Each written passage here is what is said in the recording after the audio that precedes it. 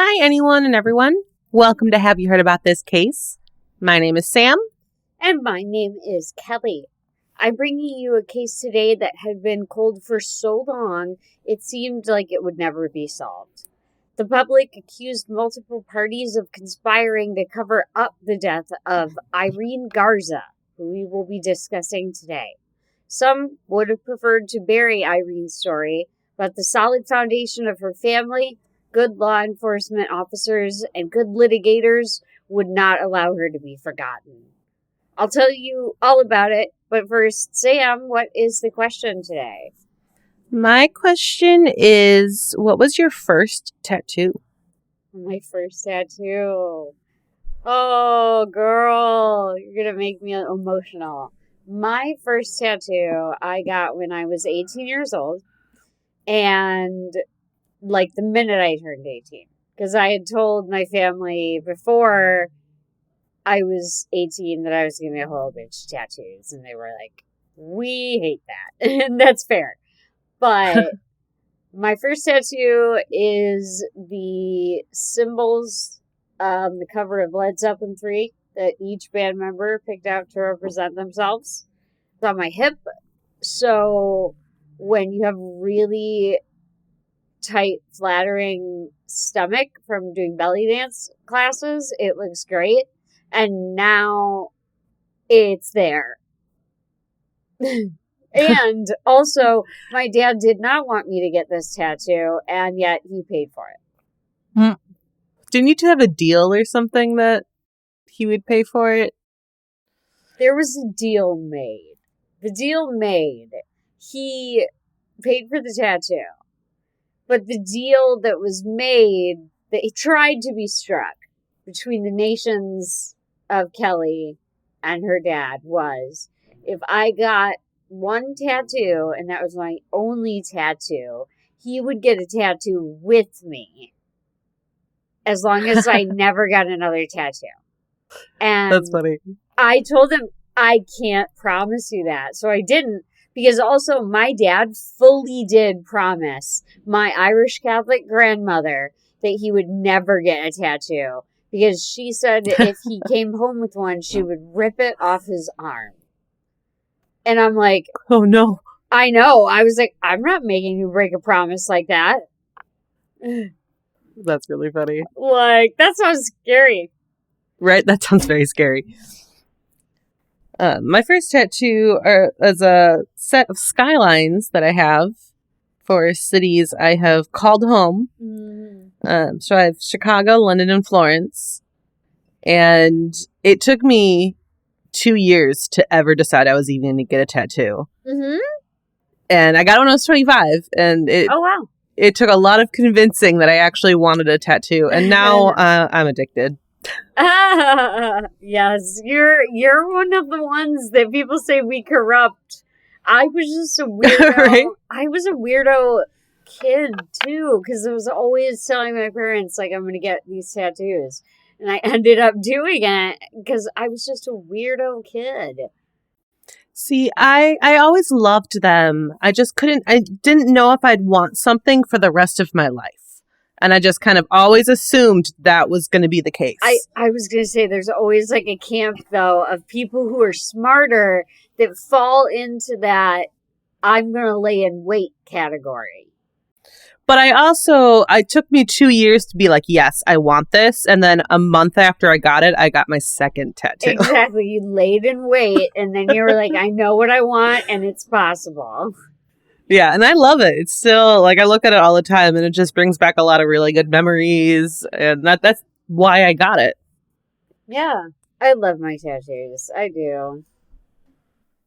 Yeah, I don't regret any of mine. They make me very happy. My family does not like my tattoos. Sorry, Mom. I feel very lucky that my parents are very tattooed. They're both fairly heavily tattooed. Yeah, your parents are pretty covered. Yeah, they've decided they love tattoos in their 50s, but they've gotten a lot in the last handful of years. And my dad's almost done with a sleeve. My mom's about almost half a sleeve. So I love it. They're getting there. I love it.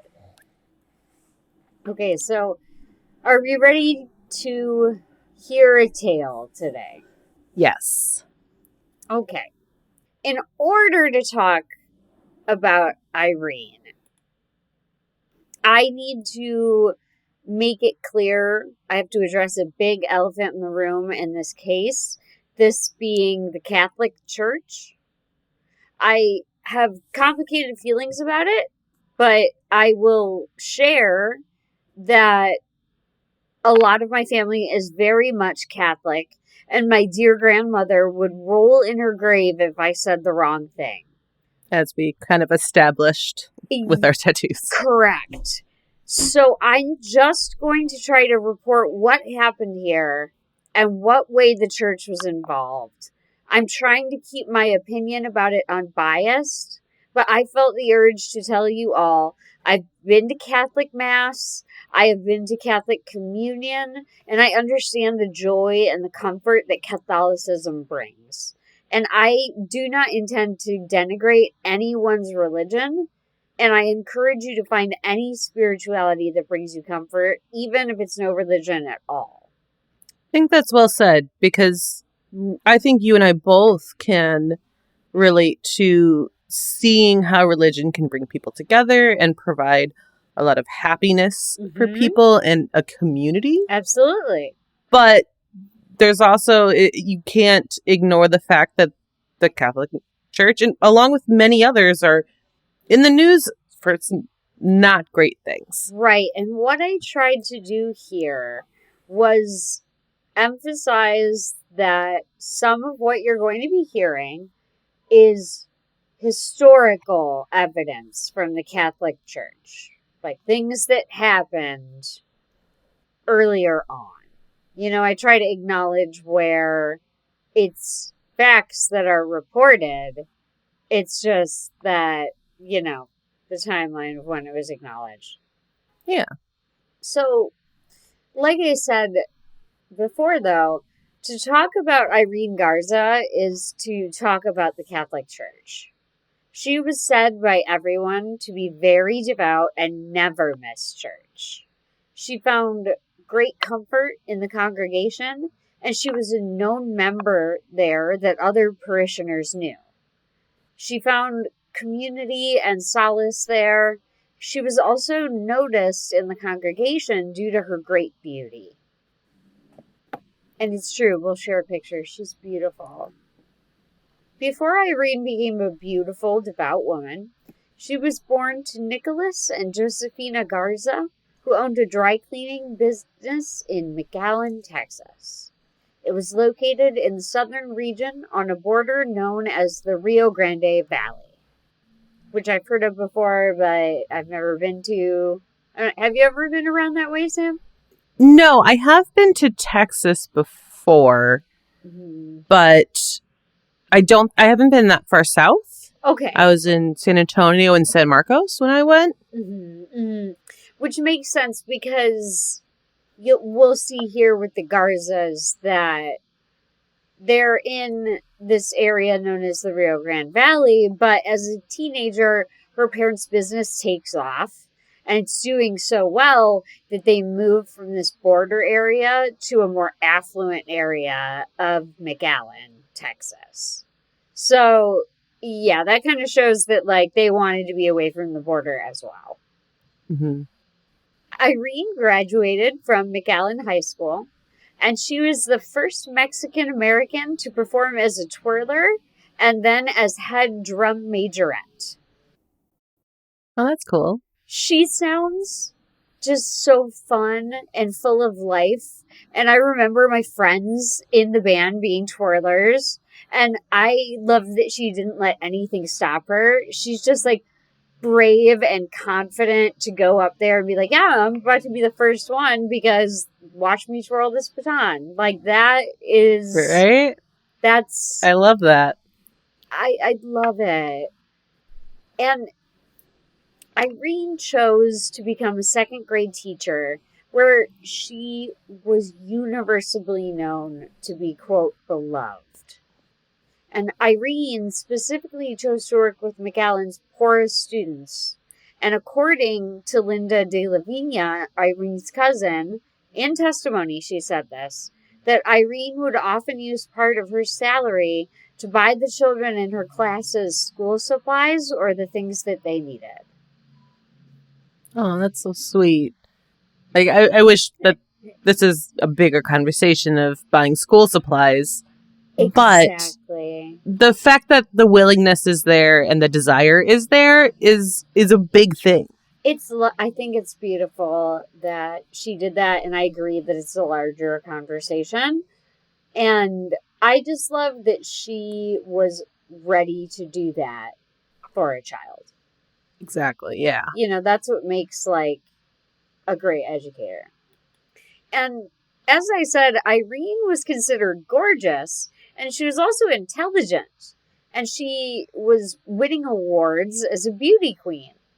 Irene was crowned the 1958 Miss All South Texas Sweetheart, and she was also homecoming queen at Pan American College. Oh, wow. Yeah. I struggled a bit with the beauty pageant names because they're always so long and fancy. But yes, she was the winner in 1958. That's awesome. Not only was Irene beautiful, the community also saw her as the warm, happy person she was. Linda de Lavinia, who I can't commend enough, she is a huge reason this case stayed visible. And again, she's Irene's cousin. She remembers that Irene was just so generous with her family. And though Linda was just 9 years old, she still remembers their last conversation and how she jumped up and down seeing that Irene had brought them Easter baskets. De Lavinia said, quote, "We just knew she would not have forgotten us." Well, that's so sweet and heartbreaking at the same time. I know. It's tough. It gets a little tough. Prior to Irene's disappearance, she had written a letter to a friend where she described herself as extremely shy, but expressed that she felt fulfillment in her work. I love writing letters, even though it feels like their time as communication has passed. It just makes me think of Irene at her desk writing to her friend, just like I do, like when I sit down with my pen and I get ready, you know. And reading this really made me feel like a connection with Irene. Yeah, definitely. And it's been a long time since I've written a letter, but I do remember as a kid sitting down and writing letters to my friends after I moved, or we would write letters to my great-grandparents. Mm-hmm. And that was always like a special thing.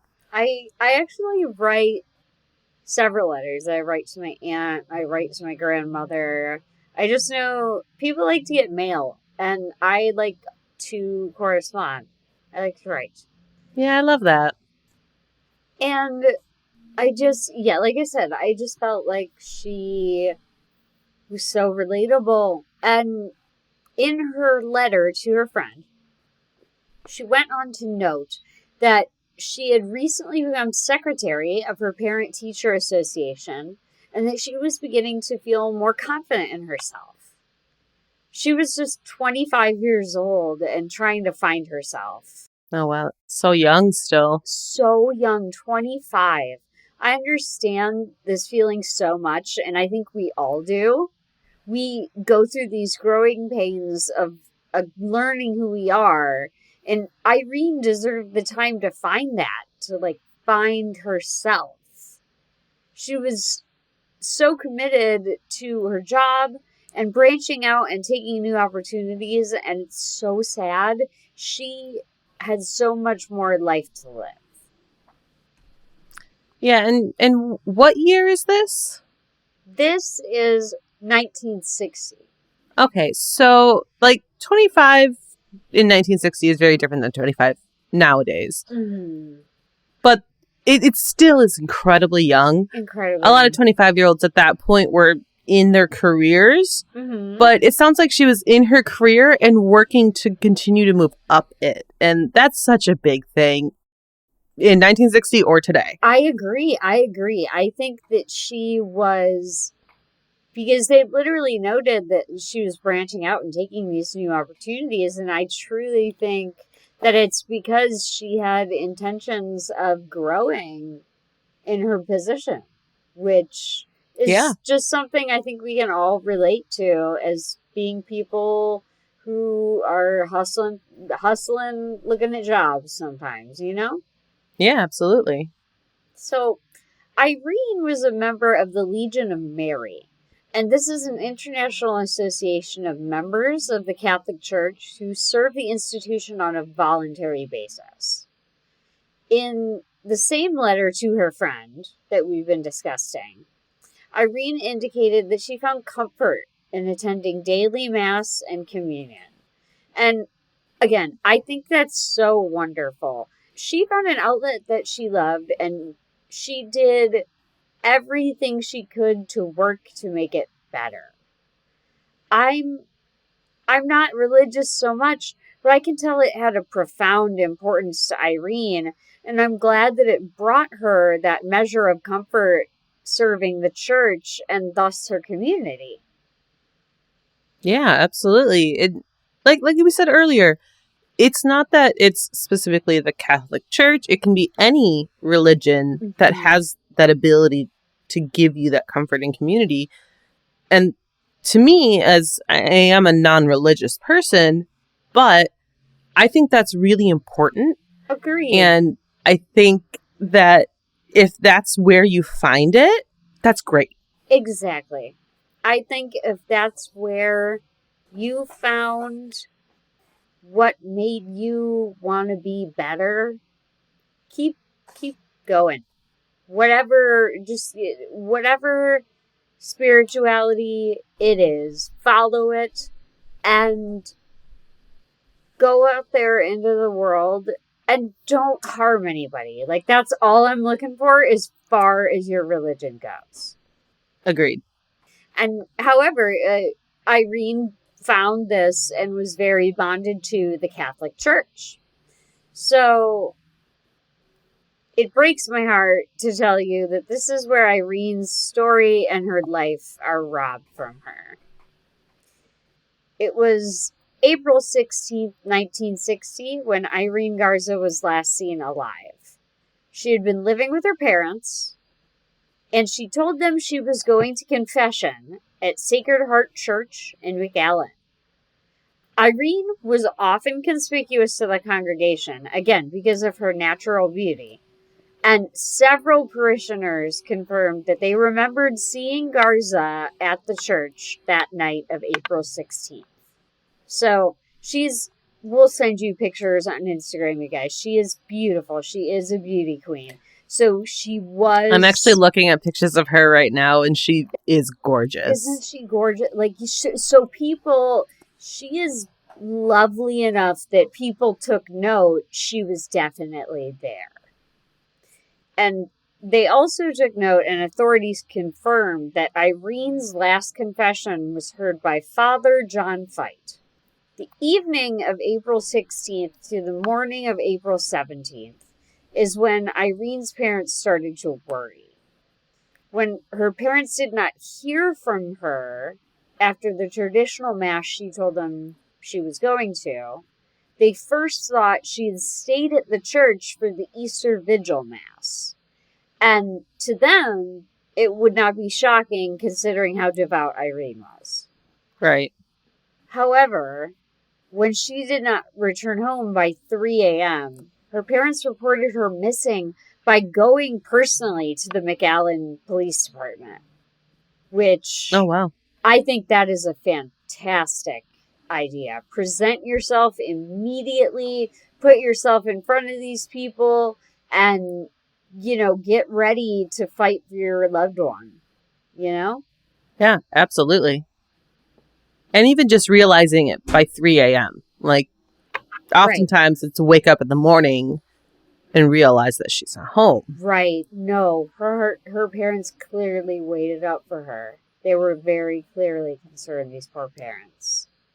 And showing up at the police station seemed to have an effect, or rather, police were very interested in this case because a huge search team was assembled for Irene, and it resulted in the largest volunteer search to date in 1960 in the Rio Grande Valley. Wow, that's amazing because, again, you just don't hear that often. No, a full ground team of people all the way up to 1960. They hadn't seen this many people looking for someone, and they were all there for Irene. Huh, that's incredible. On April 18th, the second day of the search, a trail of evidence was stretching several hundred yards down to McAllen Road. Passerby found Garza's purse, her left shoe, and her lace veil. Oh, interesting. As if they're being thrown out of a car. Potentially, I suppose. I think it's more likely that they were scattered. I'm just not sure what sort of lace veil this was.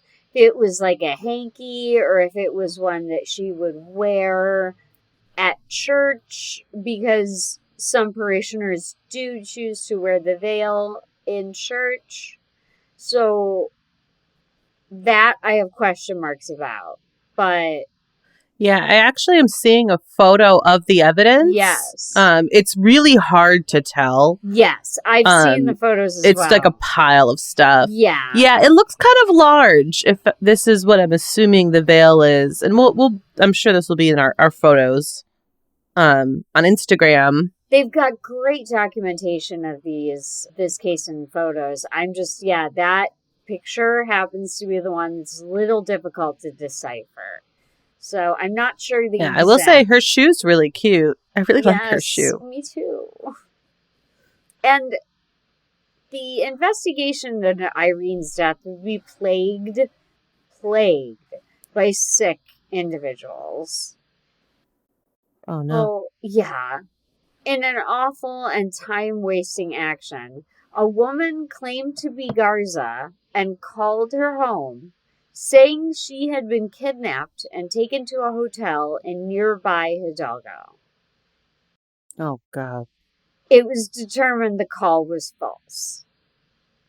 I can't imagine being Garza's family and getting that call that gave you just a little bit of hope, only for it to be dashed because someone was making a prank call to a murder investigation. Yeah, and that stuff still happens today, and it blows my mind. Yeah. Blows my mind. Yet another person would attempt to derail the investigation when they told an Edinburgh waitress, a county in Hidalgo, I probably pronounced that wrong. I pronounced it the Irish way. And we are in Hidalgo, Texas, y'all. So I believe that should be Edinburgh. However, I said Edinburgh. So we do focus a lot of our stuff on England and just our own interests and the UK in general. So making that Scottish kind of makes sense for our personalities. So I'm going to see how much of this I leave in because it's pretty funny. So, however, because this person told an Edinburgh waitress, and Edinburgh is a county in Hidalgo, and he tells this waitress that he had killed Garza. And the waitress was like, okay, I'm calling the police. And it was found he was making a joke after drinking heavily. It's not a joke. Yeah, the murder of a local woman is hilarious, dude. Good joke. I hope you enjoyed your visit from the cops where you had to explain that you're just an asshole. Yeah, I understand how there are times that people falsely confess because of interrogation and mental state at that point. But just after drinking and saying, oh yeah, I killed this person. Right. Assumingly after seeing it on the news, that's not funny. Right, you're just super drunk. once again, I hope you enjoyed explaining that to a police officer. Piece of junk. And on April 21st, 1960, the search ended with the most tragic of results. Irene Garza's body was discovered dumped in a canal off the McAllen Road. An autopsy was performed and revealed the horrors that Irene was subjected to in this brutal attack. From the post-mortem examination, medical examiners were able to determine that the cause of death was suffocation. They determined that the perpetrator was even more of a monster and that he had raped Irene while she was unconscious and beaten her while she was unconscious. Wow. Yes, the sources I read said that the bruising was under both of her eyes, all over her face. My goodness. That's yes, awful. Yeah, here it is. Next line. There's visible bruising over both of her eyes and to the right side of her face. When she was unconscious, he did that to her. And in a shitty but common occurrence, any physical evidence such as hair, blood, or semen had been washed away during the time the body spent in the canal. Authorities found Irene's body fully dressed, except for her shoes and her underwear. She had been found wearing a lavender blouse that had been unbuttoned. You said that she was found off of the same road where her items were found. Correct. Do you know how far they were from each other? I do not know that. Because everything just says it. The problem is there's not like a real everything just said she was dumped on a McAllen Road, and the stuff was dumped on a McAllen Road because it's so old. It doesn't give me a pin drop where. Right.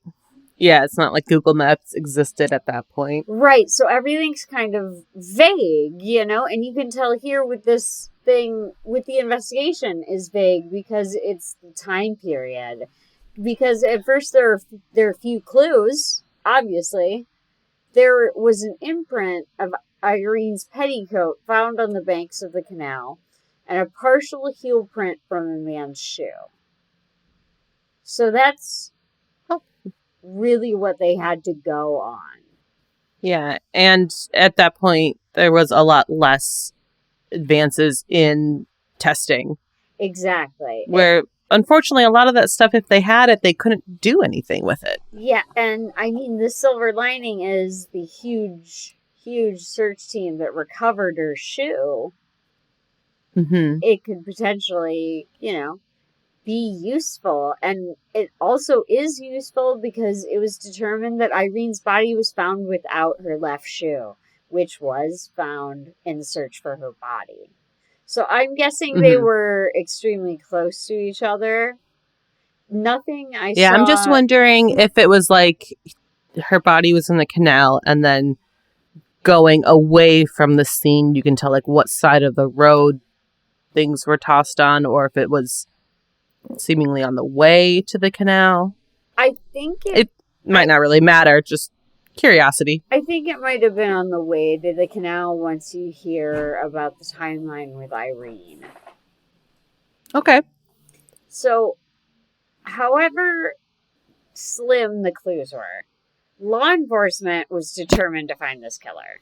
And they questioned about 500 people across several Texas cities. They focused on known sex offenders, Garza's family members, co-workers, and ex-boyfriends. So, they're looking. That 500 people is a lot. It is a lot, especially for that time period. Again, it's not as easy to find people. Exactly. It's 1960. They performed almost 50 polygraph examinations and offered a $2,500 reward for information about Irene's death. That's a lot of money at that point, too. Exactly. This was larger than any amount of money previously offered in a Rio Grande Valley murder case.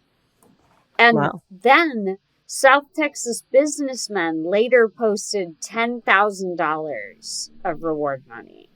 Wow, that's a real lot for that time period. Exactly. And this, I think, is a bit of a silver lining in this tragedy. Irene loved her church and helped her community. And now that community is coming together and not letting her case go. Which is fantastic. That's what you would want out of the community that you're part of. I agree. Now, John Fight, I'm removing the title of father, as I believe those titles should be held for those honorable and loyal to the church's teachings. So he will henceforth be referred to as John or Fight. Oh, no. He came into the cops' suspicions soon after Irene's disappearance, which makes sense to me, as John Fight is the priest that Irene made her final confession to before she disappeared. Mm-hmm. He had been at the McAllen Church for some time, completing seminary training in San Antonio. Now, okay, in an extremely telling occurrence, 3 weeks before Irene's disappearance, a woman named Maria America Guerra came forward and said she had been sexually assaulted while kneeling at the communion rail at another Catholic church in the McAllen area. Which, oh, goodness. Yeah, that gives me major pause. As someone raised, I went to some Catholic masses, but I was mostly raised Episcopal. You guys probably don't know much about it, but we're Catholicism light, and the communion rail is just such, to me, a protective kind of holy place. I would feel quite bizarre and upset if something happened to me while I was kneeling at the communion rail. Yeah, and I've only been to church a couple times, mainly like as a little kid, sleeping over at a friend's house, go with them on a Sunday morning type of thing. Mm-hmm. And I even as a non-religious person, I understand that.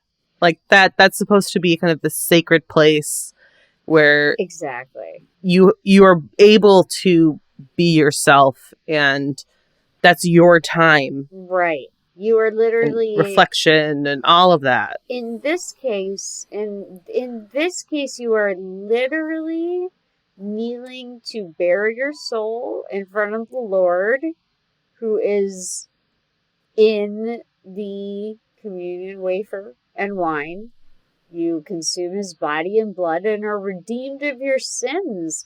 And to be assaulted while that ritual is happening to you, I can't imagine what that would do. What kind of disassociation that would throw you into. Yeah, it'd sure make you question your faith, I would assume. I imagine. And rumors abounded that Fight was responsible. And Guerra even picked him out as her attacker. But local church leaders discouraged people from considering the possibility that a priest could be involved in a violent crime. Which is nonsense, in my opinion. Yeah. Your institution is meant to serve God and serve the people. And someone comes forward saying they were assaulted and you play it down? That's trash. Yeah, like you have a responsibility to protect.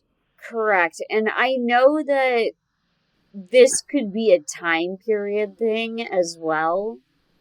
I tried to remind myself here that we're in the 1960s. The church is much different now than it was then. And I won't comment on whatever changes have or have not occurred, but in this particular historical case, I'm sorry, but I call them like I see them, and the reaction is trash.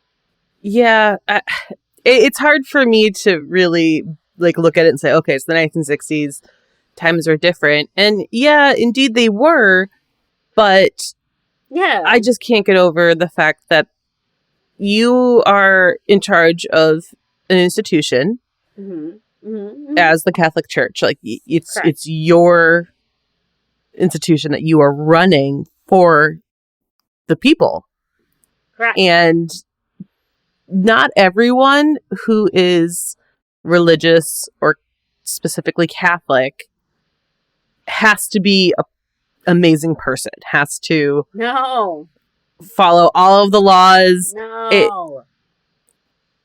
And to assume that's the case is irresponsible. Yeah.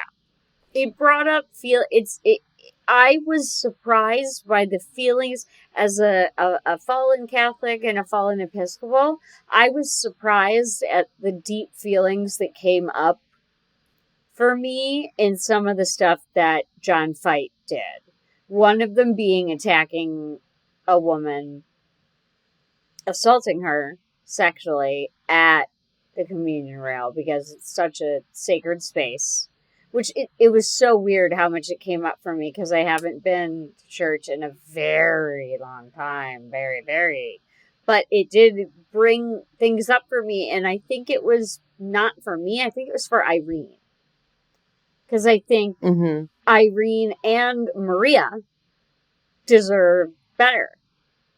And John Fight even admitted to visiting a priest at the same church on the day of Guerra's attack, though he denied assaulting her.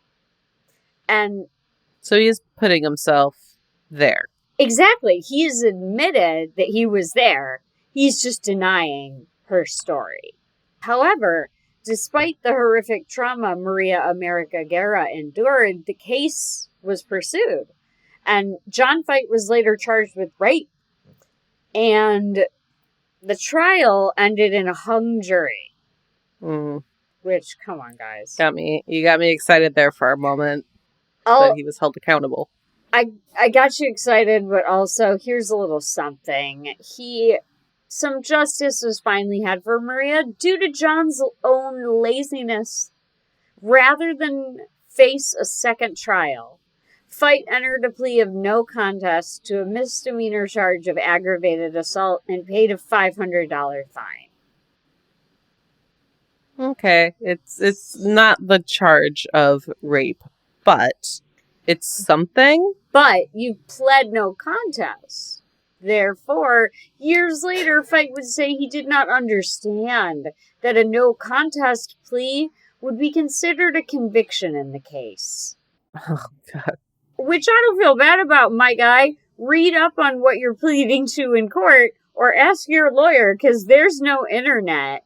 It just seems like he thinks like he can get away with anything and it'll be overlooked. Like, no, you have a record now, John. You don't just get to pay $500. It says somewhere forever that you committed an assault against this woman. Right. Yeah. Well, one thing I will say, though, is I'm not incredibly disappointed that he pled because that means she didn't have to go through a whole trial again. Exactly. Like, that is one thing that is good for Maria. She doesn't have to sit there and either testify herself or listen to other people's testimony and go through the whole process again, because that in itself is traumatic. Absolutely. And while this is all happening, because Maria was attacked only 3 weeks before Irene, remember that. So the court is going on in Maria's case. At the same time, church members were rallying to help and give information in Irene Garza's case. And luckily, these people had long memories. They remembered the services on the night of April 16th.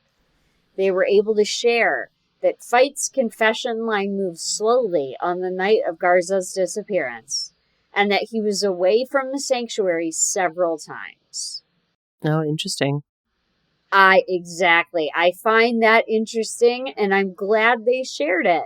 because it calls into question, if John Fight was performing confessions, why would he leave that sanctuary? Mm-hmm. Yeah, it's just it's weird. Yeah, it's not, and that is again something. It's gonna make your line move slow. Right. Several days after her body was found, authorities were still doggedly pursuing the case. When Irene's body was discovered in the canal, it was determined that they should drain it in the hope to recover evidence, and they would actually be in luck. Oh, good. When drained, they found a photo slide viewer. So weird, right? Yeah, very weird. Just it seems random, but I'm hoping it's connected. Right. So police asked for the public to turn in any information in hopes of finding the owner of this slide viewer. Only 2 days after finding it, they received a letter from John Fight, a visiting priest from the Missionary Oblates of Mary Immaculate. The letter said, quote, "That slide viewer belongs to me." Huh. When asked about it, investigator Mike Garza, no relation, said he felt Fight was, quote, taunting the police. Mike Garza is going to come back here. In the case of this quote, I'm not positive of his title, but he was actively involved in the investigation. And once I have a title for him later in the story, I will duly note it. That's just like such a weird thing. Like, first off, it's so bizarre, a slide viewer. Yeah. Well, And why would you go ahead and say it belongs to me when you know you're being questioned right. for another incident? Right. That You're has similarities. You're either still in court or freshly out of court. It makes sense to me that Garza thinks that he is just taunting them, because why else would you just only 2 days after they asked the public for help, he was like, oh, it was mine. He wanted to get involved as quickly as possible. Right. And do we know how far the canal is from the church? No.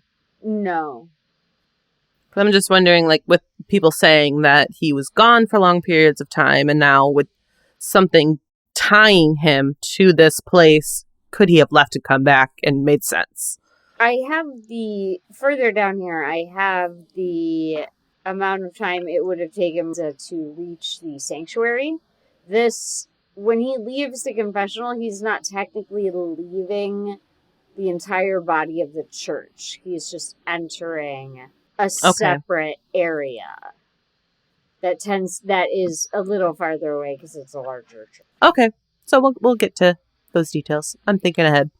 Absolutely no. It will become clear how, and I even have how often. You'll see.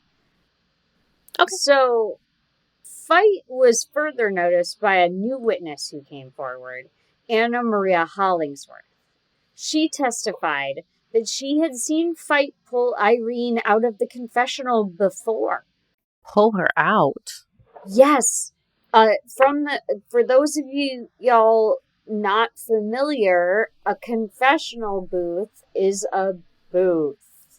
Much like a voting booth, however, very differently constructed, very considered sacred places in which you make your confession before the priest and God. That just sounds so aggressive. Exactly. He is removing her. He would pull her from the confessional, and her friend had seen him do it before. When Irene is so devout, you can imagine all she probably wants to do is get to the confessional. And right? This piece of shit, he stated that she was too good to confess in the confessional and that he would take her to the rectory. Oh, no. I don't like that. Nope, absolutely not. And neither did Hollingsworth. Anna Marie Hollingsworth noted how confused Irene seemed by Fight's insistence. Yeah, I would be too if I were watching that. Exactly. And the clergy are also eager to offer information. Fellow priests told investigators they had noticed scratch marks on Fite's hands after the Easter Vigil Mass. And they also said it was irregular for Fite to have taken Garza to the church rectory to hear her confession as he had reportedly done that night. So, confirming. That was another question is like, do we know if that happened with other people or not? But it sounds like it didn't if other people are saying it's weird. I'm going to comment upon that because there are a few big pieces here that we just introduced, which is the fellow priest saw scratch marks on his hands. They confirmed it was irregular for Irene to have been taken to the church rectory, and they didn't know if that space was private. So here's the thing. I'm going to share with you, again, it bubbled up for me as I researched this. So he not only heard her bare her soul and then killed her, he removed her to the back of the rectory, which for me is not right. I've been to Catholic services before, but I've never given confession. However, it is my knowledge that the confessional booth is a sacred place in the Catholic Church. In fact, Fite committed what the Church considers a mortal sin. The Catholic Education Resource Center says, quote, for such a person to violate the secrecy of another person's confession is a mortal sin and warrants a just penalty, not excluding excommunication. So taking her out of the sacred space to the rectory not only would isolate her and get her alone, but was also probably very traumatic for Irene, being devout, knowing that someone might overhear her confession. Yeah, and it's my understanding, and again, as I've stated, I'm not religious. I've never done confession either, but it's my understanding that even though you know who you're talking to, you know the person on the other side of it, typically, not necessarily all the time, but it's still meant to be very personal and private. Correct. And as if you are telling somebody who doesn't know you. Correct. And there's actually a privacy screen there that the priest pulls down and that you pull down. So you can't look directly into the face and see 100% the face, the person that you are confessing to. Yeah, and based on my understanding, that it's supposed to be that way. It's supposed to be almost anonymous, even though it technically isn't. Correct. From my experience and my research done, what I understand is that it's intended to be as close to you and God as it can be, somehow involving the priest in there as well. And I just think that it's heinous that somebody could have overheard her and she probably could have been, so traumatized by that. And now we're going to talk about the district attorney for this case in later years. Mike Garza, the same one who I discussed before, he is now district attorney. And he found another witness to testify to John Fite being a deviant pervert. Beatrice Garcia testified that in the weeks before Irene Garza was murdered, she had a creepy encounter with Fite. In court, she testified, quote, I was walking to work. A car approached and I said, can I help you, sir? And he said, I would love to take a picture of you dressed in black by the cemetery. And that kind of potentially brings back the slide viewer. Yes. Like if he's taking photos of people. Mm-hmm. She was showed an image display when she was asked to identify him. Garcia pointed directly at him and said, that's him right there. He was the priest. Wow. So that blows my mind because that would mean that he was in his holler, at the very least, for her to recognize him as the priest. Or she'd been to church and knew him. Just so screwed up. Either way, just being able to identify him as a priest. Yeah, and so the reason I included this story is that I just wanted to highlight it a little bit because it expounds on John's actions, but also I just want to remind you that if you're walking, please walk safe.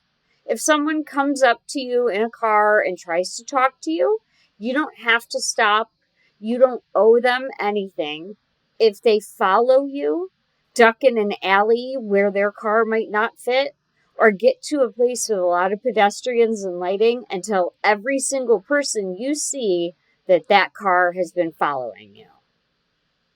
Yeah, if you can get to people, that's your best resource. Exactly. So I just wanted to include that to remind everybody to walk safe. McAllen police initially stated that Fight passed polygraph tests, but the tests were later said to be inconclusive. And we know these days polygraphs aren't always a reliable method, but remember, this is still the 60s, 70s. However, investigators brought in the foremost polygraph team in the nation, the Chicago-based John E. Reed and Associates, whose founder had literally written the book on lie detector tests. Oh, little shout out to Chicago there. Shout out! Hey ho! During 2 days of intense questioning at a Holiday Inn hotel room that June, John Fight was said to be evasive and at times seemed to enjoy baiting his interrogators. The examiner was convinced the subject was not telling the truth when he denied killing Irene Garza or attacking Maria Guerra. So it goes back to what the district attorney said back in the day. Right. Of him, like, trying to provoke them a little bit or insult them. Yes. Trying to demean them. Get under their skin, thinking he's going to get away with all of this. Like, that he's found he thinks he's found the perfect disguise. And when John was originally interviewed by investigators, he denied even hearing Garza's confession in the rectory. But later, he changed his story and he admitted to having done so. He explained away his absence from the sanctuary by claiming that he had broken his glasses that night. He also said that he often played with his glasses nervously as he listened to confession. For me, that sounds like a lie, because he gives so many details about the glasses that are unrelated. Right, like trying to divert the conversation a little bit. Right, it sounds like you're trying to divert from the point of, why did you leave the sanctuary? Like, my glasses, my glasses. And, like, I get it. I wear glasses. If my glasses broke, I'm a very upset person. But I also am not playing with them to break them. You're also not going to have gone as many times as Fight does. You're about to hear that. And just say your glasses broke if it's the truth. Right? Like, that happens. I've broken many pairs of glasses in my life. Exactly. It does happen. However, further expounding on his glasses story, Fight stated that he had driven back to the church's pastoral house, a short drive away, to get another pair of glasses. So this is the place he was returning to when he left the confessional area. We only find this out now. This is where he was going. And that will become important in just a little bit. And I do kind of just have a little bit of a random question. Is giving a confessional, does he have any sort of obligation to tell the police what was said in that confessional? Or is that something that is protected and he can't say? If I am not mistaken, that is protected. under the court of law? I thought so. Yes. Yes, to my knowledge, that information can be withheld in court. Okay, I kind of thought so, but I figure like that could be a big piece of this if he is able to say what happened, like what was said during the confession that could lead somewhere else. Right. For investigators. Right. So at this pastoral house, like I said, short drive away, he says, John Fite, when he arrives to the house, he had no key. So he had to climb into the house on the second floor. And this is how he accounted for the scratches on his hands as he was climbing the outside of the brick structure. Again, so much detail, so much bullshit. So, like, was he climbing on, like, a something to get up to the window, or is he just, like, scaling the wall like Spider-Man? It sounds like he's trying to say he was scaling the wall like Spider-Man, because it's noted that it was a brick wall, so it's like, how did you claim that, buddy?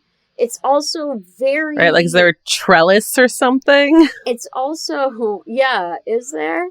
It's also not right. Because the scratches observed by the other clergy were to the top of Fite's hand and ran up his wrist, the front of his wrist. So, is he climbing with, like, his palms facing him? Exactly. Is that your story? Is that your story? Because that sounds like that's... Like, okay, if he's, like, made it clear that there was a trellis or something and he's, like, climbing through, like, vines, I could maybe slightly buy that more than what I'm buying right now. Right. Because it doesn't add up. Like, like we just said, I wrote, a very unlikely wound for someone to get while climbing upward, palms down, in the traditional manner. Yeah. And I'm sorry, but this is simple and plain bullshit. And I'm sure that the investigators recognized it as such. And Fite was starting to be unable to explain away odd details in his story. Fite had been staying temporarily at the rectory to help Sacred Heart's congregation with the busy Easter holiday. But he kept going back to the pastoral house, which he lived at just a few miles away, like we just said.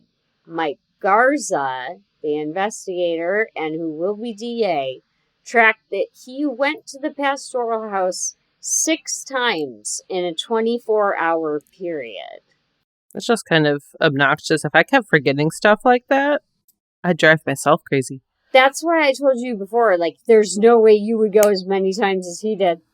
Because he went 6 times, various excuses, saying, oh, I broke my glasses, oh, I needed new clothes, lots of detail, again, providing the authorities ways to pick out your inconsistencies. Right.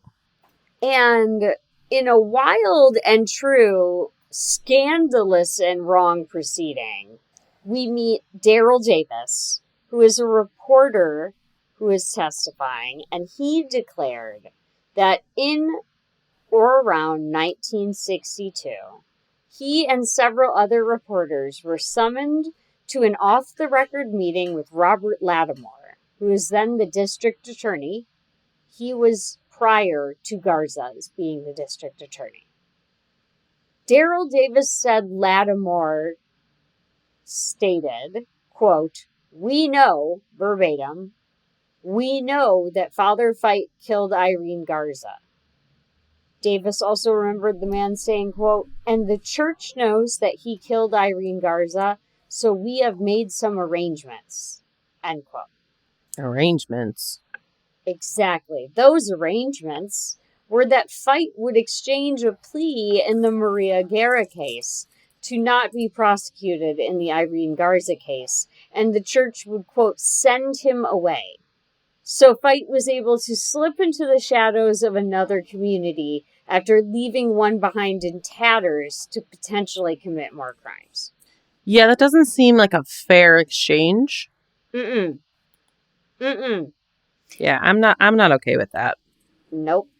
I don't like it either, but if anyway, the other way around. I don't like that. I think that Maria deserves to have justice. Mm-hmm. But if you're going to get him on one thing, get him on the more extreme offense. Prosecute him. Do not just punish him for certain things and absolve him of others. Punish him for the things he has done. Show him that his actions have consequences. And maybe this is me speaking in 2023, but I have a lot more appreciation for an organization that is willing to admit, like, yeah, this person did something wrong and we don't tolerate it either. So we're putting a stop to it. Correct. That's the behavior I want to see. And I do think that's a little 2023. I think back... It's a very, current viewpoint. Yeah, I think this viewpoint back then was always sweep it on the rug, sweep it on the rug, sweep it on the rug, you know? Because it's very... Yeah. It's late 60s, early 70s. It's very much like push it down and hide it under the rug. But it won't be, because in August, why am I calling him Father? In August, that dumb asshole, John Fight, was indicted for assault with intent to rape Guerra. He was later declared a fugitive when church officials at the San Antonio headquarters of the Oblates of Mary Immaculate told arresting officers that he had left the state.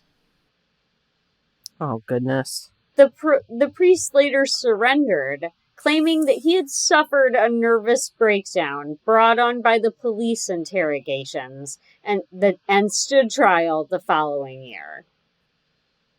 Well, there's a lot of other people that probably had nervous breakdowns due to your actions. Exactly. I strongly doubt that, sir.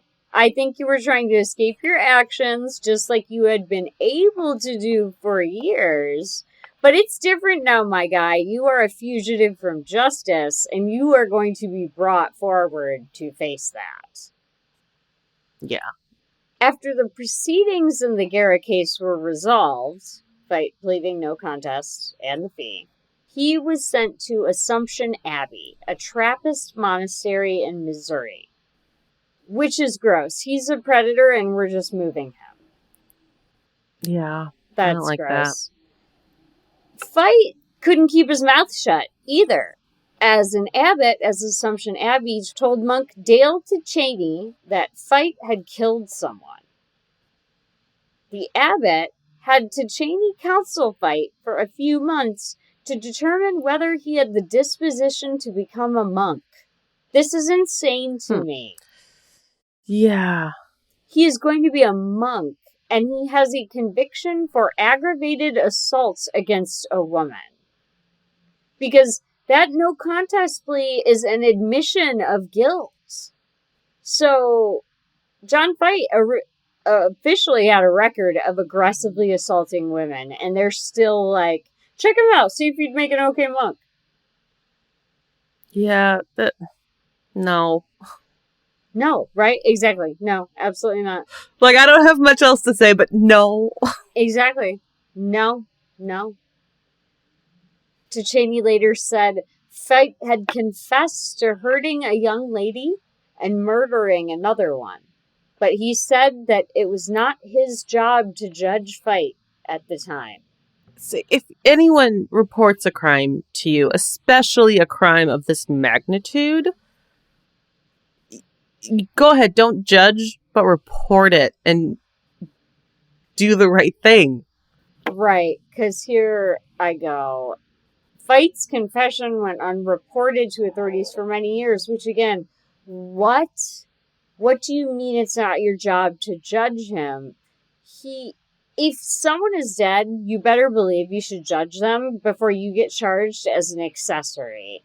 It's wild, because Cheney was told to observe Fight and work with Fight. So yes, it really actually is Cheney's job to judge him if he's worthy of being a monk. Yeah, no, that's a valid point. It's actually your job. And he admitted to you a murder. Again, this is wild. John Fite did not feel comfortable with the monastic lifestyle at Assumption Abbey. So, poor John, are you uncomfortable? Are you sad? Are you uncomfortable at the Abbey? Let's make you more comfortable by sending you to Jimenez Springs, New Mexico, to a treatment retreat for troubled priests. Oh. Again, my mind is blown. There are treatment centers for troubled priests. Yeah, I didn't know that existed, and I don't know if they still exist. I don't know if I like it. Oh, it's bad. Yeah. Yeah. If they're anything like John, they need to start being more stringent about who they give the boot to immediately instead of treating them. Yeah. The retreat was run by servants of the Paraclete, and John joined the order as a staff member and worked his way to a supervisory role. And now this is going to mean something for Catholics and those of you who followed the news. So, Sam, you'll probably recognize this. Particularly egregious of John Fite was that Father James Porter came to the center after he was known to have begun molesting children in the 1960s. And John Fite cleared him for placement at another parish. Porter was later defrocked and imprisoned after abusing as many as 100 children. Oh, God. Yeah. Oh. And John Fite... That, makes my stomach hurt.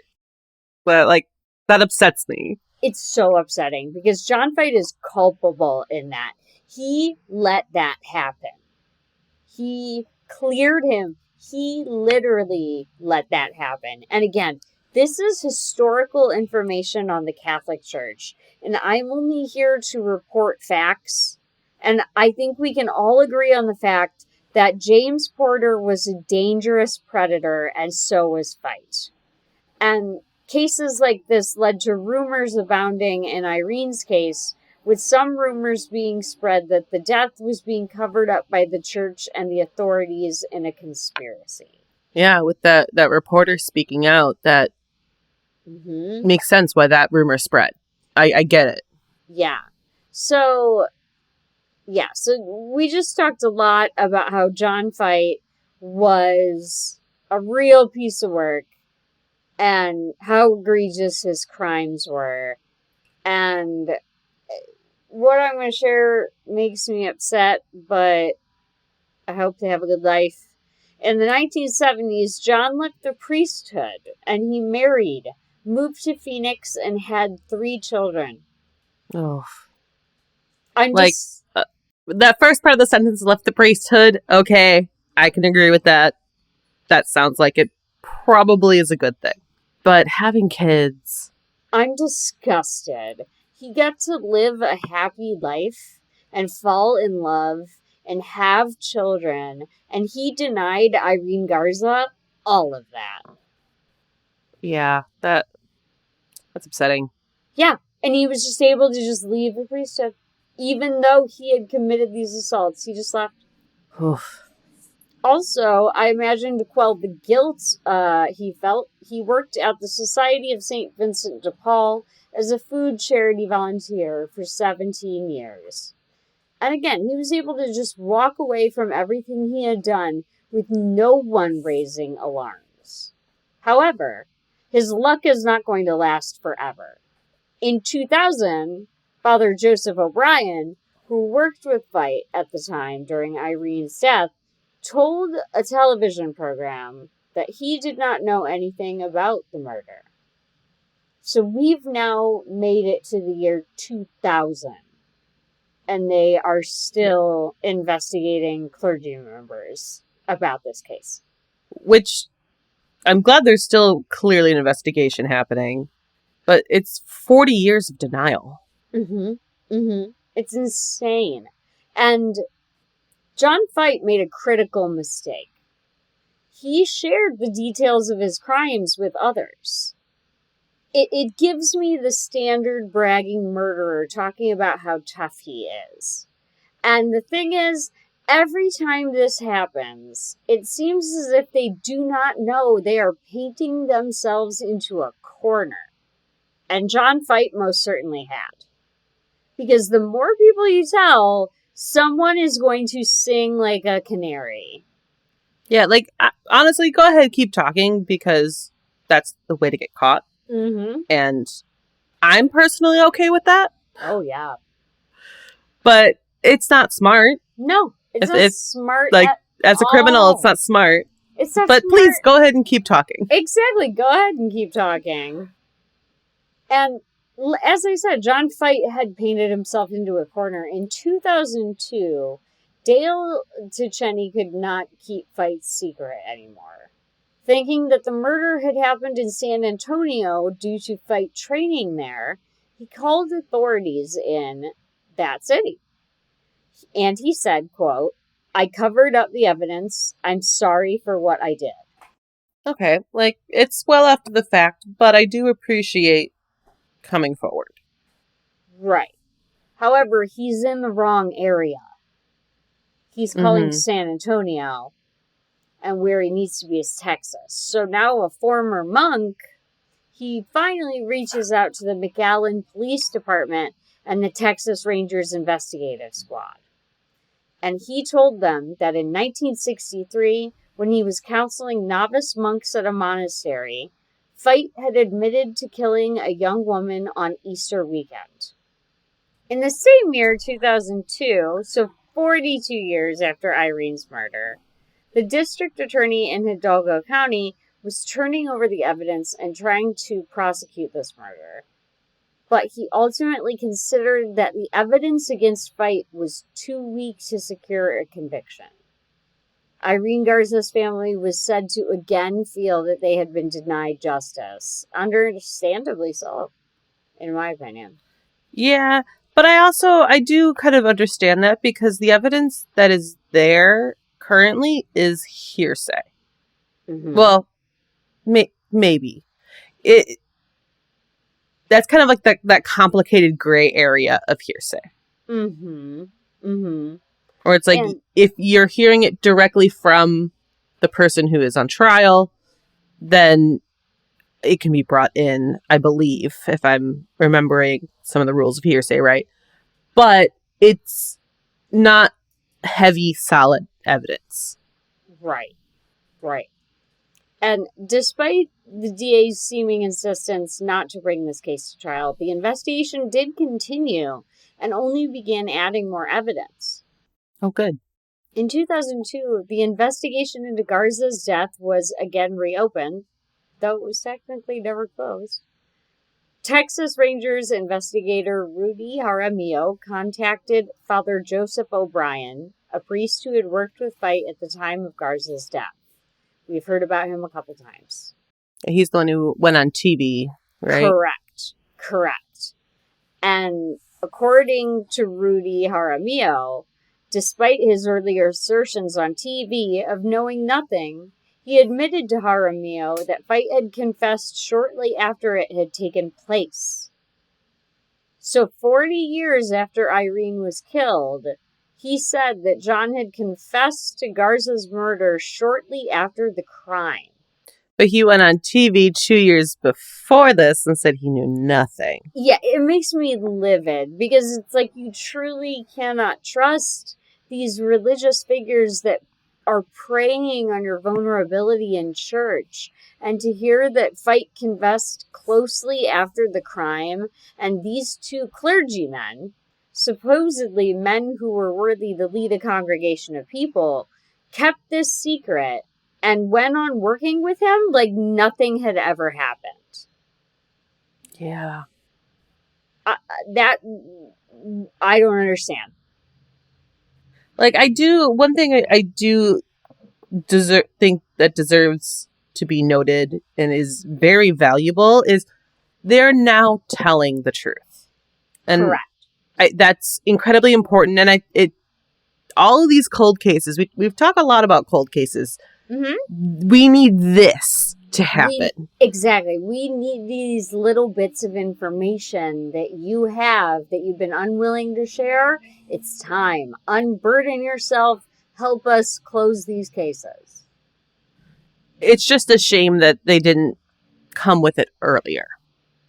Exactly. But I do think it deserves to be noted that it is appreciated when people do come forward even years later.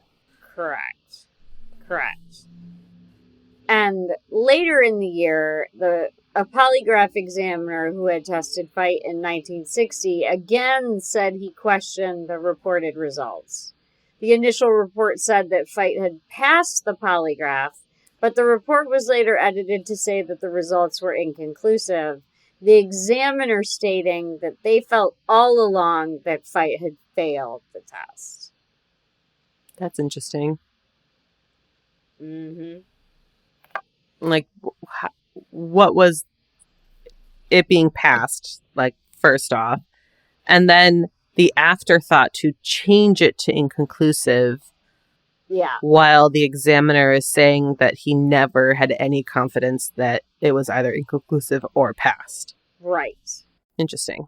Yeah, and this case twists and turns, and we're about to take another sharp, weird left, because the Hidalgo County District Attorney Irene Garza, again, no relation to Maria, he brought the case before a grand jury in 2004, but Feit, to Cheney, and O'Brien, those being the two priests who gave evidence against Feit, were not subpoenaed, and the jury chose not to indict Feit. Why were they not subpoenaed? Like, that's weird. Girl, I have no idea. Also, Irene Garza was the DA from the 1980s until 2014. This man could easily have brought this case to trial sooner. And it blows my mind that none of these men were subpoenaed. And for our listeners who don't know, a subpoena is a writ issued by a government agency, most often a court, to compel testimony by a witness or produce evidence in the case. If they didn't produce evidence, they would then open themselves up to penalty from the court under the subpoena.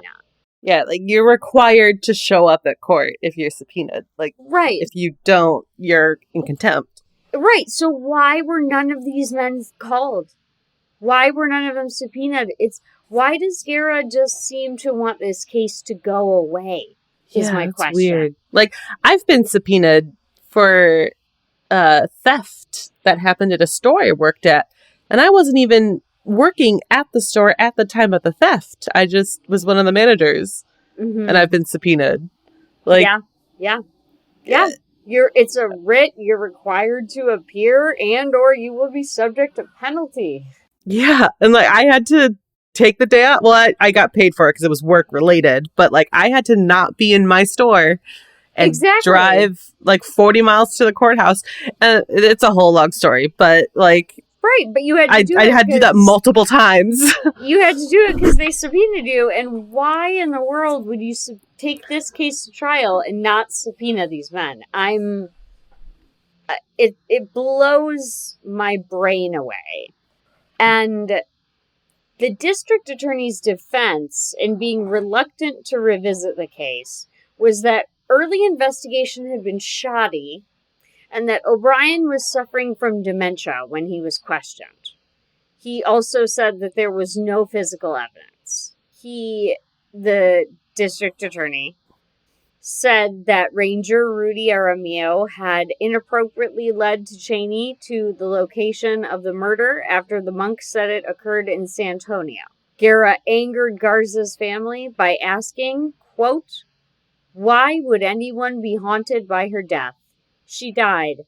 Her killer got away." Whoa, wait, what?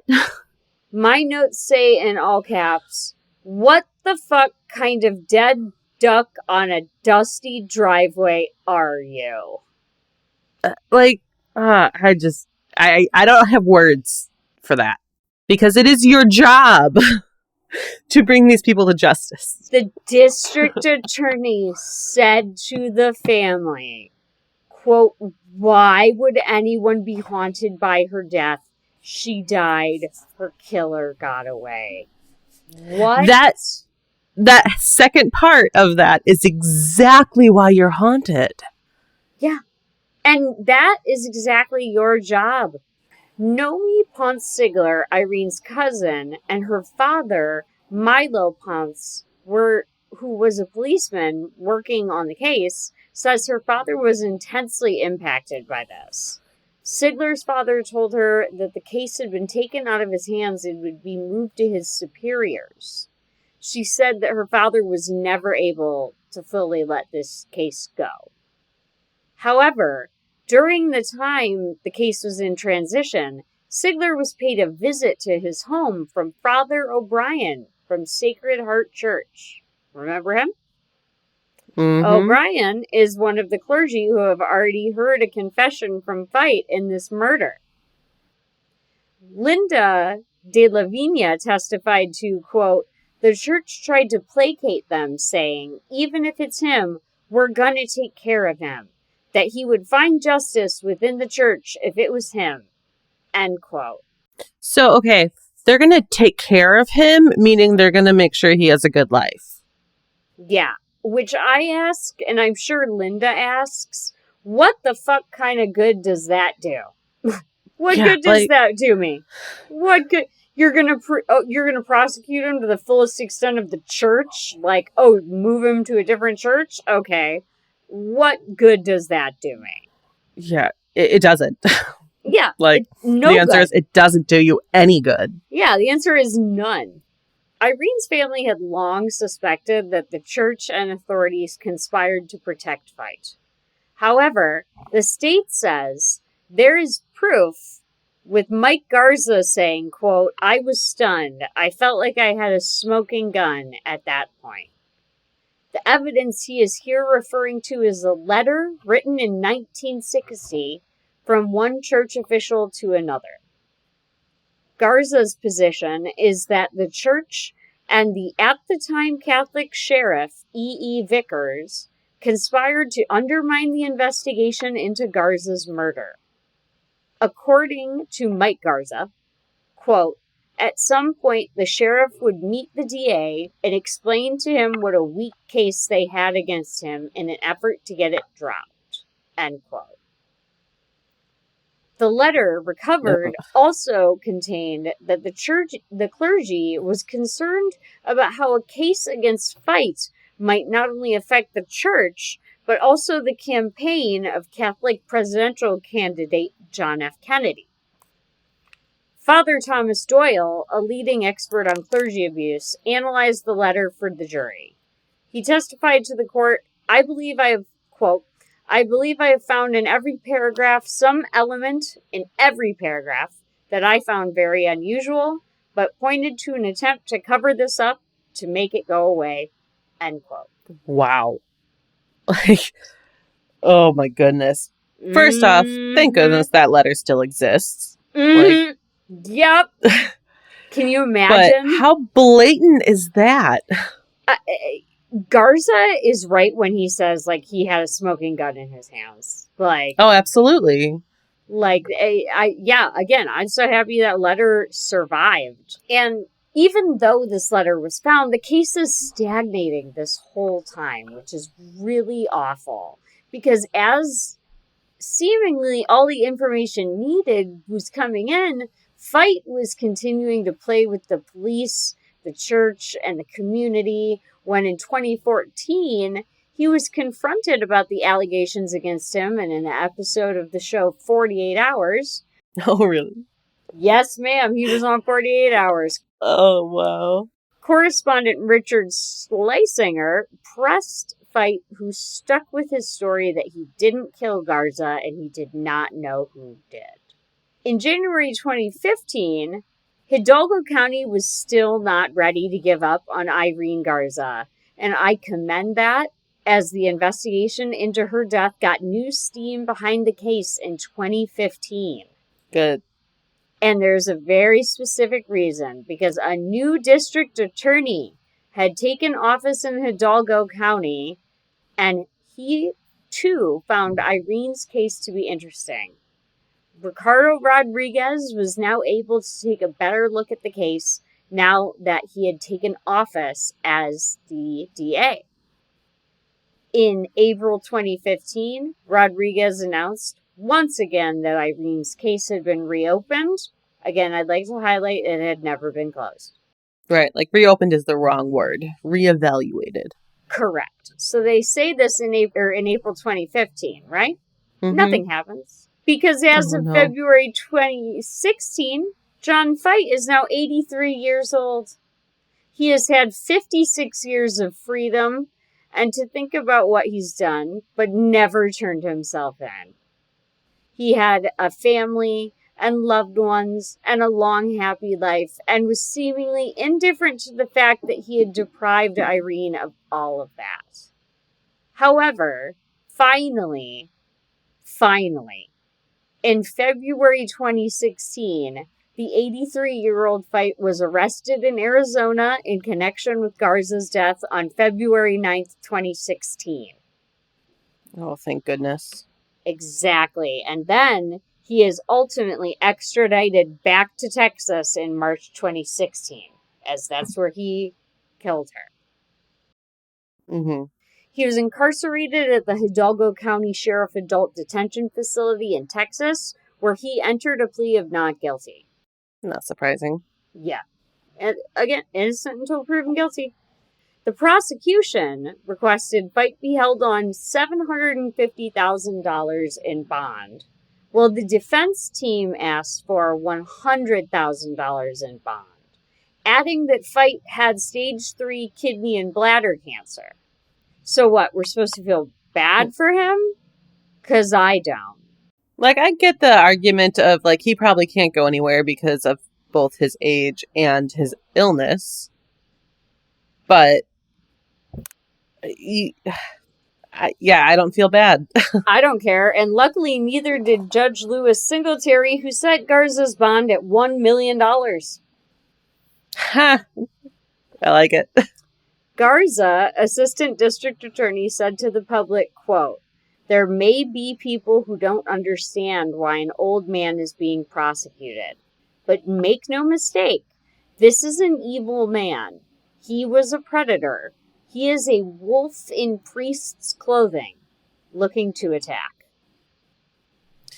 That is the sort of person that we need in the district attorney's office. Mm-hmm. Because, as we've now said a couple times, we want to see these older cases being solved, even if it's being solved today.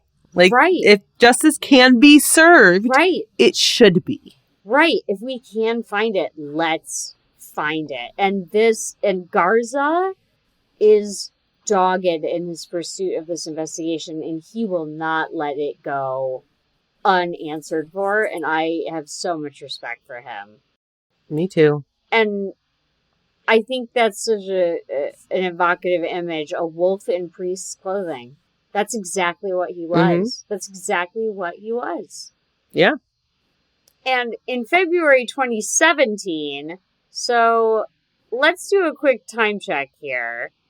He was extradited to Texas in March 2016, and in February 2017, a judge set a late April trial date as Fite remained under medical supervision at Hidalgo County Jail.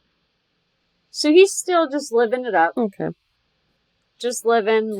Yeah, but that kind of makes sense, though. A lot of trials get pushed, and it can be a long time in between the arrest and the trial. Oh, yeah. And also, if he is under medical supervision, they're not going to bring him into the courtroom. Exactly. Unless he's stable. Yeah, so he's just living his days. However, Cheney testified against Fite in closed deposition in March 2017. This was permitted under Texas law given the witness's age and exclusive knowledge of the case. From my understanding, a closed deposition is one without parties or counsel present. In April 2017, Fite's defense team filed for a change of venue believing that their client could not receive a fair and impartial trial in Hidalgo County. They filed a 700-page document with evidence showing that reporters allegedly condemned Fight as a murderer, and that the only reason he had avoided prosecution for years was because the Roman Catholic Church had protected him. Which, I don't know if I disagree. I'll say I understand to file that. I really do. And I can't speak obviously on behalf of the citizens here, whether it could be partial or impartial. But also just thinking about, this is 2017. This is 57 years after the murder. Unless it's completely all over the news nonstop, I bet you can find a pretty impartial jury. Exactly. And on June 7th, 2017, presiding Judge Singletary would agree with you and deny the venue change request after considering that the defendant failed to prove there was prejudice against him in the Hidalgo community. Yeah, I think that's fair. The trial was set to commence on September 11th, 2017, but various legal hurdles pushed it back. However, the time has now arrived. On December 7th, 2017, it was determined John Fight would face a judge and jury appears for his crimes.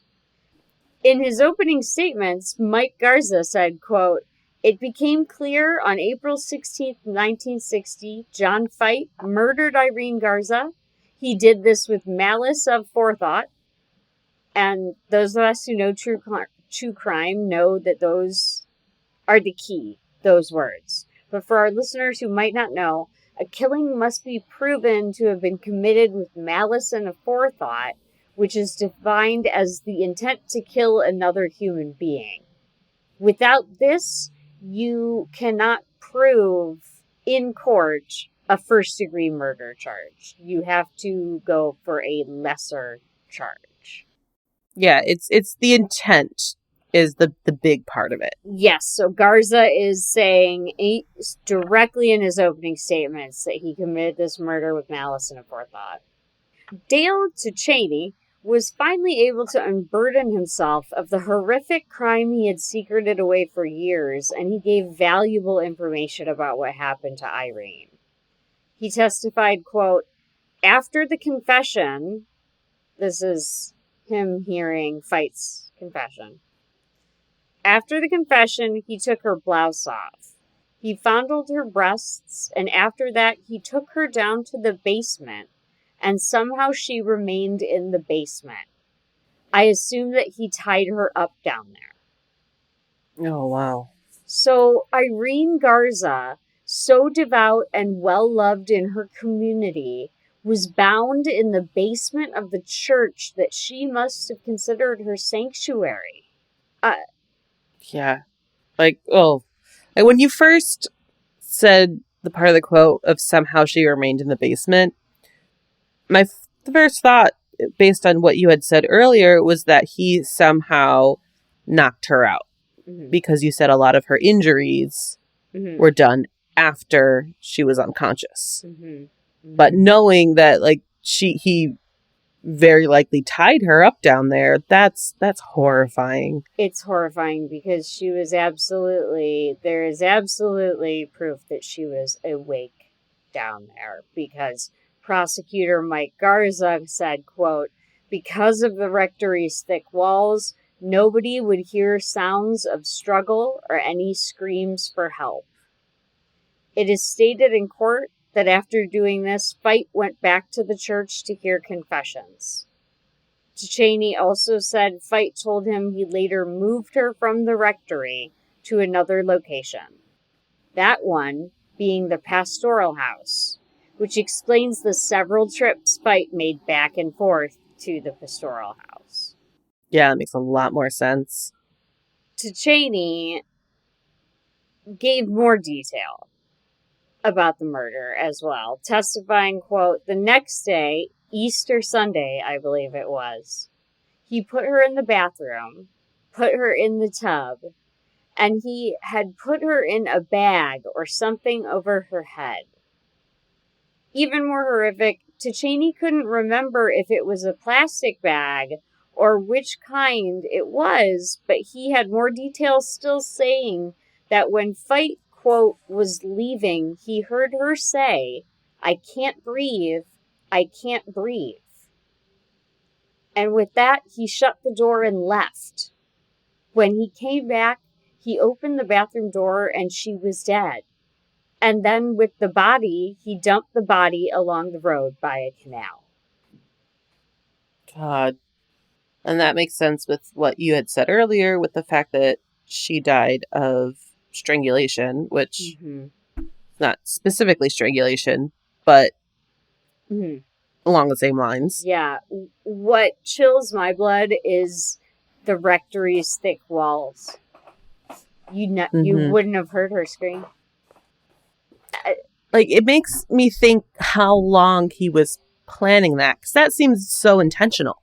The prosecution heard from Cheney that he had also left the priesthood, got married, and raised a family. Again, something that was denied Irene Garza forever. He said only in the 2000s did he begin to have a crisis of conscience, which is too late for almost anything, but I suppose to get a small golf clap for finally revealing the very pertinent details you have in a murder case. Yeah. Like we said, I wish this came forward so long ago. But we do have to acknowledge it. It deserves the acknowledgement, but the still upsetting knowledge that you had that for so long. Right. Cheney was asked if he knew Irene or her parents, and he said that he felt great pain denying answers to Irene's family and even began to cry on the stand, which, save your crocodile tears for me. You're crying because you're imagining your beautiful family, and if someone would do something as malicious as you did to her, to your family. Yeah, like, it's hard to put that in the context of he had so many years and went about like nothing had ever happened. Exactly. Had a family. And now you're crying on the stand like, "Oh, I hit it. And you're upset because if someone had done that to your family, it would have shattered your life. And you did that to someone else. And now you're testifying to it and you're crying crocodile tears because you are a bad person who hid this horrible murderous secret." Yeah, but I still I have to always say that, like, at least he came forward because at least he had that realization. Like, I'm sure it does upset him to think that way, but thinking that way is what is going to put this terrible man behind bars, even though he's probably at the age where he can never do something like this again. Yeah. It'll help her family. Yeah. It took 15 years to even get Cheney in front of a jury after he first came forward. This was largely in part to Irene Garza, who was the DA when Cheney came forward, and he refused to charge Fight, if you recall that. In 2013, 48 Hours spoke to Garza, and he stated he didn't believe Fight ever confessed to Cheney. And when asked why Cheney would make up a story such as that, Garza answered, quote, "I don't know." When asked what made him think he would make up a story like that, he said, quote, "The fact that he had no specifics." Which says to me that this DA did not even hear out Cheney's full statements or wanted to bury them in a court of law, because as we've just recounted, Cheney has gruesome insight into the crime that only could have come from a confession from Fight. Yeah, it's such a shame that when he initially came forward, this DA he was the DA. Yeah. Like, imagine if it was the current DA or the DA who is currently prosecuting this case, Imagine if he was there. Yeah. Yeah. Like, it's only a handful of years at this point, Right. but it's still a big difference. Right. And Father O'Brien was also further questioned via recording for the trial by Ranger Rudy Jaramillo. O'Brien's comments of Feight's confession largely matched to Cheney's story. He also brought up that he had placed her in the bathtub, and when asked if Feight told him how he killed her, he said, quote, she had died from the gagging, asphyxiation. However, Guerra countered with O'Brien being a man that should be written off as struggling with dementia. Linda de la Vigna particularly remembers Guerra confronting her as she and Nomi Ponce Sigler tried to push him to prosecute. She said, quote, I'll never forget. He put his finger in my face and he said, you know, you will never get an indictment. You'll get one when pigs fly. End quote. Oof. Right? God. See me outside, bro. Those are some fighting words. However, pigs did fly as Guerra was unseated by the new DA, Ricardo Rodriguez, who was determined to fight and find justice for Irene. He kept his promises, and Feight was brought to trial as we've recounted here. Feight continued his little game of saying things that there were, quote, things he wanted to speak to on the stand. And it was in a wrestling match between, quote, my vanity and common sense prevailed. I truly believe the only reason it did is that after Feight seemed to be leaning toward taking the stand in his defense, counsel determined that they needed to talk to him. And after they talked to him... Yeah, that's probably not recommended by them. Yeah, after Feight talked with him, Feight ultimately made the decision not to take the stand in his own defense. But I feel he revealed his hand a little here by saying he's, quote, battling an ego, and that it was against, quote, common sense to me. That to me means you might often have that struggle, and you might not pick the correct option. Yeah. Well, I think we've seen a trend of that throughout all of this. With first saying that was his slide viewer. Like, that early on in this. Yeah, that's his ego. That seems like it's his ego talking. Rodriguez succeeded, and Feight was finally found guilty of the murder of Irene Garza. Finally, some justice was shown for this woman. Feight's defense asked that he be given probation, citing his lack of felony convictions since Garza's death. Gross. The prosecution asked for a sentence of 57 years, which was symbolic of the amount of time that had passed since Garza's death. On December 8th, the jury returned their verdict, sentencing Feight to serve a sentence of life in prison. Good. Unfortunately, there's not many years left because of his just age in general.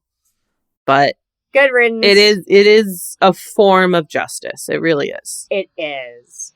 On January 27th, 2018, Mike Garza stated in an article with CBS News that he believed though there was a good case against Feight, he was, quote, protected by the hierarchy of the Catholic Church, which is interesting to me. The Catholic Church has been involved in crime, absolutely. I would argue that any religion has, but that is for your determination as a listener. I don't have an opinion on if Feight was protected by his Catholicism, but I find it shocking that you would keep such an open secret like a murder in the confines of a church. I would expect the majority of those around you to be extremely devout and thus a liability for Feight. I wonder, though, if his ego is greatly boosted by the Catholic Church, and he knew he would be protected regardless of whatever he said. Absolutely. Yeah, I think he thought that he would be protected regardless of what he said. So that makes me think that Fight chose to Cheney and Father Joseph O'Brien very carefully to confess to, and considered them as men who would keep his secrets. He, of course, didn't account for how a secret like this would hang heavily in a devout man's heart, since he didn't have that. I will say that they let it weigh on their hearts for some time and should have relieved themselves of that burden to the authorities sooner than they did. However, I am glad that they did come forward, because it leads to something beautiful like this. After the verdict, Nomi Ponce Sigler was in tears and said, quote, "Justice was served. Irene finally got her day in court, and that's what we all wanted. I said, okay, Irene, I know what your message is. We must get back to respecting, caring, and loving each other. That's what we have to do. That's the lesson she taught us. She was so good. She was and will be my hero." Oh, that's beautiful. It is. But in one last truly evil thing, unfortunately, all this movement in the case and the joy of the conviction escaped two of the most important people. Nick and Josefina Garza would both pass away in the 90s without seeing anyone prosecuted for their daughter's murder. They were assured that John Fight, who they had suspected from the outset, would be sent to a monastery. Quote, "Father O'Brien promised the family that the church would punish him if it found out he had done wrong," remembers Josefina's sister, Erlinda de la Vigna. "He told us that the church's punishments were greater than any sentence handed down by the courts, and we believed him. Who were we to question a priest? And there lies the crux of the case for me and the injustice done to the Garza family." Yeah, I think they'd be incredibly proud of it, though, even though they didn't have the ability to see this trial come to an end. I'm sure they'd be so proud of her. And in February 2020, Fight died in prison of natural causes. Good riddance. Cardiac arrest. So the universe had much more mercy on him than he did toward Irene. However, I'd like to just end this saying that researching this case, I just started to feel like I knew Irene. Her devoutness and her confidence and her strength of character were beautiful to read about. And I'm so happy she had a strong base of family, her parents, cousins, uncles, everyone out to not let Irene's case be forgotten. And I hope after all this time, she's given the rest that she deserves. I hope that in the beyond, that she found everything and more that she dreamed of when she prayed at the church. Her story just reminds me to be kind, do good work, help good people, and love your friends and family. I hope that Irene Garza's story does the same for you. So, any final thoughts, Sam?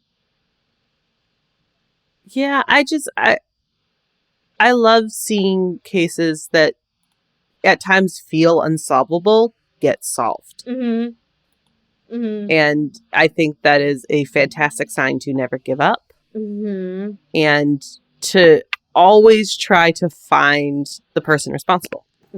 Yes, justice. Pursue justice. And this is a fantastic example of that.